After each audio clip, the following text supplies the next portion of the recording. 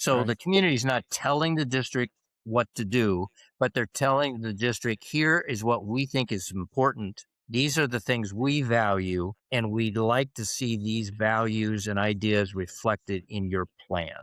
And Mhm. so that relationship between engaging the community as a piece of data that feeds into the planning process is something that is a real important dynamic from an administrator's perspective. I would Yeah, also absolutely. add to that that because those people are there now, the potential partners have emerged also, and so it's not only these are the things we want, but we're willing to help.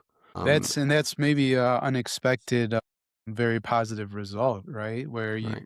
you think that, oh man, this is going to be a lot to execute the strategy and the plan, but by bringing all these people together and having a voice, like a real actual voice at the table, they say, hey, can I can I help? This is ours to execute, right? That's what I'm hearing you Exactly. say. Yeah. Exactly. Exactly. Fantastic.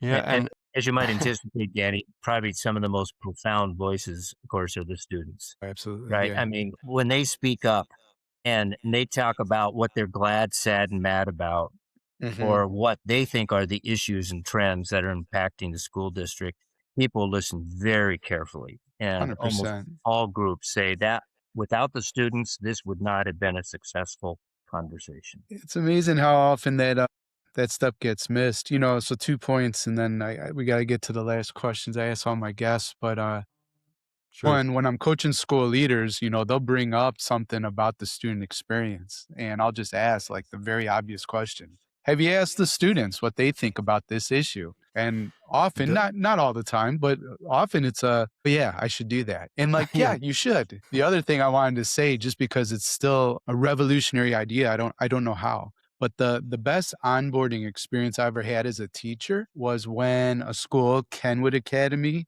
and shout out to Liz Kirby, who was the legendary principal there. They had a student panel for all the new teachers, and the kids did not edit themselves.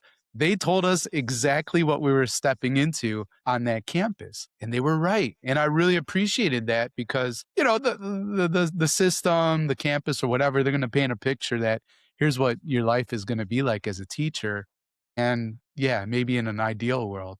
But the kids told us, like, here's what it's like to work with us. And that got me even more excited, right? And it was candid and it was real. And so I just so appreciated, that perspective. Yeah. So, right. Drew and Jeff, I mean, we could talk about future search for the next, well, 11 hours because it's a 12-hour process. And I've enjoyed this conversation, but Yeah, I'd like to get us to the last three questions I asked all my sure. guests. And so number one, and we'd love to hear from both of you, if you could put one message on all school marquees around the world for a single day, what would your message be? So I guess I'll go first. Go for it. I Yeah. would put on the marquees in neon letters, the community needs our school needs the community. Let's talk. Right on. Yeah, real similar, Jeff. For me, strong schools require strong community partnerships, and those just don't naturally evolve. Someone has to initiate that, and that Mm, I believe is best done by the administration and the board to get that conversation going. right.